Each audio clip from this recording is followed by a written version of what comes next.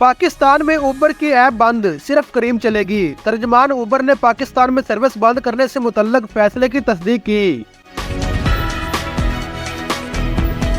On line taxi service Uber نے پاکستان میں اپنی سروس بند کرنے کا فیصلہ کر لیا۔ ترجمان اوبر نے پاکستان میں سروس بند کرنے سے متعلق فیصلے کی تصدیق کی۔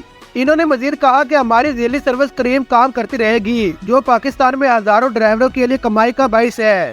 واضح رہے کہ اوبر نے 2009 میں کریم کو $3.1 ارب میں خرید لیا تھا۔ دونوں کمپنیوں نے کہا تھا کہ وہ اپنی متعلقہ علاقائی خدمت اور آزاد برانڈ کا کام جاری رکھیں گی۔ لاہور میں صارفین کو ارسال کی گئی ایک ای میل میں اوبر نے کہا کہ اس نے 30 اپریل سے لاہور میں اوبر ایپ سروسز کو مزید جاری نہ کرنے کا مشکل فیصلہ کیا ہے۔ ای میل میں لکھا تھا کہ ہماری ذیلی کمپنی کریم اپنا آپریشن جاری رکھے گی اور آپ کے پاس سائن اپ کرنے اور کریم پر سفر کرنے کا اختیار ہوگا۔ خیال رہے کہ اوبر نے 2022 میں کراچی، ملتان، فیصل آباد، پشاور اور اسلام آباد میں اپنے آپریشن بند کرنے اور اسے لاہور تک محدود رکھنے کا فیصلہ کیا تھا۔